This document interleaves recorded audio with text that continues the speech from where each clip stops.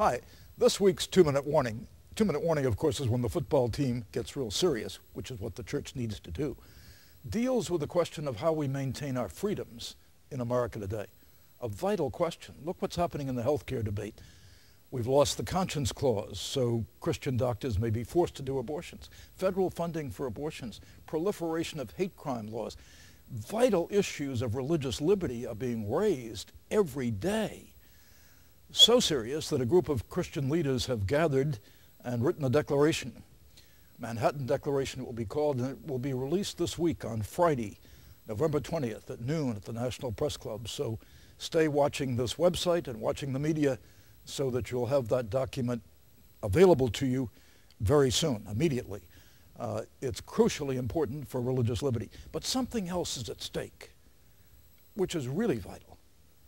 Once you break down the intermediate structures of society by diminishing the role of the church or diminishing the role of local government or expanding government powers so that the organs of civil society, the clubs, the political parties, the grassroots organization, local government, particularly the church and the family, those are the two most vital. When they're broken down, what you have is tyranny. Tocqueville's constantly quoted about America. And we love to quote him because he said such great things about this country, but he said, you got a warning. If you break down the intermediate structures of society, you will lose your freedoms. And he predicted that we would have benevolent despotism in America. People don't like to quote that, but it's true. We're seeing some evidences of this happening today. I wrote about this in an article in Christianity Today, which you can download on this site. We'd like you to read that because it puts this issue right in focus. But I'd also recommend that you read the writings of Hannah Arendt. She was a survivor of Germany in World War II, a Jew, who went on to write a book called The Origins of Totalitarianism. It is a very chilling book. It is prophetic, however, in its application to today.